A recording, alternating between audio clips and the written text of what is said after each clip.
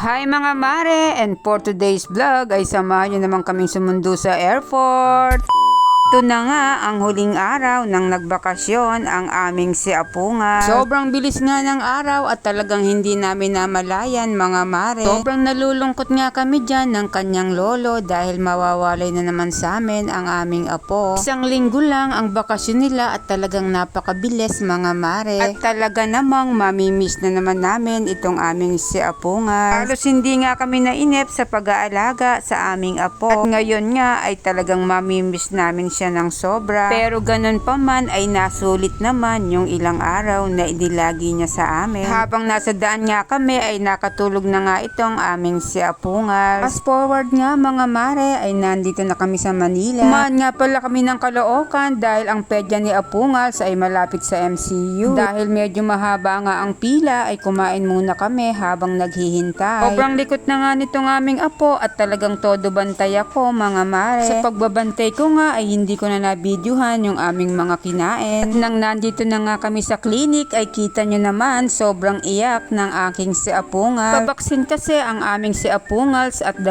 shots ang binigay sa kanya. Sobrang awa ko nga sa apo ko ng mga oras na yan pero kailangan dahil para sa kabutihan niya yan. Pagkatapos nga namin sa clinic ay dito naman kami dumiretso sa Valenzuela. Paaga pa kasi mga mare at 11 PM pa ang dating ng manugang ko. Kaya naman naisip ko na dito na lang muna kami magpalipas ng oras sa bahay ng kapatid ko. 30 minutes away nga lang pala ito from Caloocan. Dahil gabi na nga din ay dito na kami inabutan ng hapunan mga mare. Sobrang bilis ngang nakaluto nitong aking kapatid at talaga namang masasarap yung mga inihain niya sa amin. Meron nga pala kami diyang lechong manok, sisig, noodles at iba pa mga mare. Talaga namang napasarap ang kainan namin. Sobrang busog nga naming lahat dyan. Kaya naman salamat kapatid sa mga hinanda mo. After nga namin kumain ay nagchikahan muna kami ng konti mga mare. Bahay nga pala ito ng kapatid ko na nakatira sa Valenzuela. At tapos pa nga lang nito at hindi pa sila nakakapag-ayos ng kanilang mga gamit.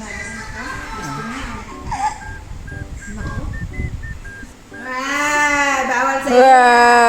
Gusto pala.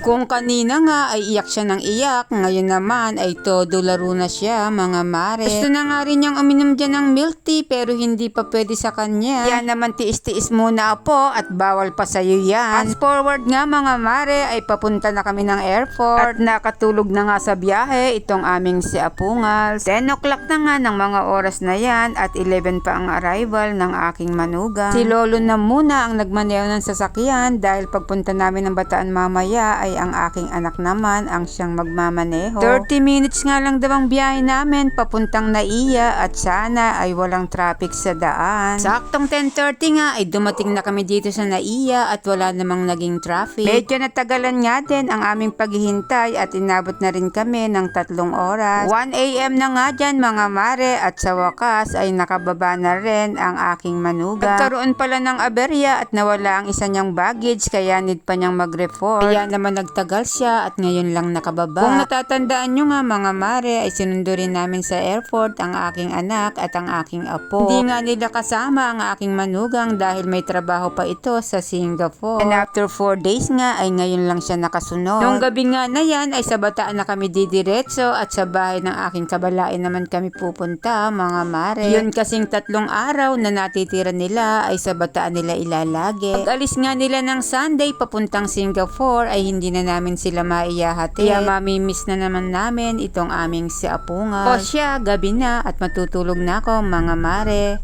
Bye!